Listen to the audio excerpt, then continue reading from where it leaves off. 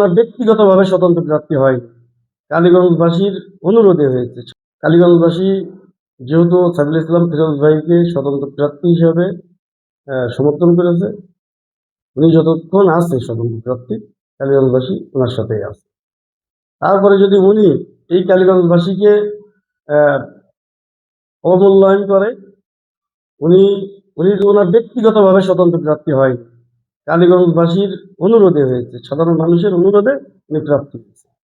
তো আমি মনে করি যদি উনি কেন্দ্রীয় নেতাদের চাপে বা ওনার দলের যে কোনো স্বার্থে উনি মনোনয়ন প্রত্যাহার করেন, তাহলে এই কালীগঞ্জবাসী তারা ভেবে দেখবে যে কাকে ভোট দেওয়া যায়, কাকে কি করা যায়। এটা ঢালাওভাবে কেউ কখনো বলতে পারবে না যে নির্ধারিত কোনো প্রতীকে ভোট দিবে। তখন সেটা মানুষ বিবেচনা করবে।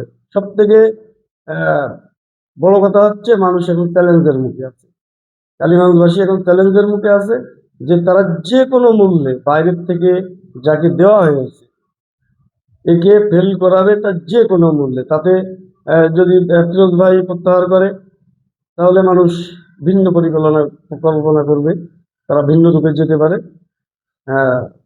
চেষ্টা থাকবে, সবাই সবাই চেষ্টা করবে যাতে ওই যে উড়ান্ত পাখি, এখানে কোনো রকম এমপি হবে না, এটা হতে দিবে না মানুষ, কালীগঞ্জ মানুষ হতে দিবে না। তাতে অন্য কোনো রূপ যদি তাদের ধারণ করতে হয়, সেই রূপটাই ধারণ করতে